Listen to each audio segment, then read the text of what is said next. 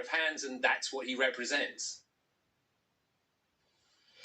Let's bring you the headlines here on BBC News. 1:15. Restrictions in England which ban social gatherings of more than 6 people have come into effect, with some exceptions. Similar restrictions are in place in Scotland and Wales, but with younger children exempt from the rule of 6.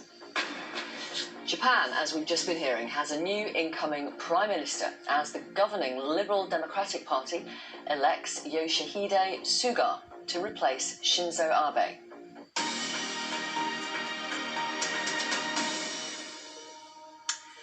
Former British Prime Minister David Cameron has added his voice to the controversy over the government's planned legislation allowing it to override key parts of the Brexit withdrawal agreement.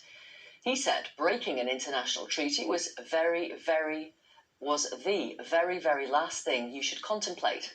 Earlier, Boris Johnson's former top legal advisor, Attorney General Geoffrey Cox, also condemned the plans, saying that going back on the deal would be unconscionable. MPs will vote on the legislation in the House of Commons later today.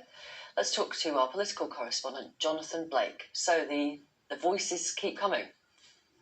Yes, Victoria, they do, and two significant new voices explaining their criticism of the government's intentions this morning. As you say, former Conservative Prime Minister David Cameron saying that he has misgivings about what the government is proposing and that breaking international law and going in against a treaty that you have signed up to as a country should only be something that is considered as an absolute last resort. He adds his voice to the former Conservative Prime Ministers Sir John Major and Theresa May, along with the former Labour Prime Ministers Tony Blair and Gordon Brown.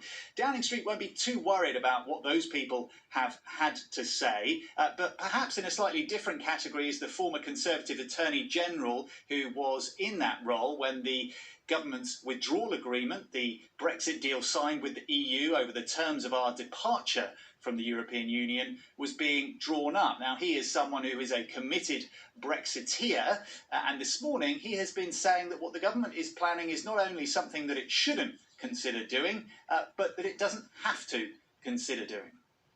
But what I can say, from my perspective, is that I simply cannot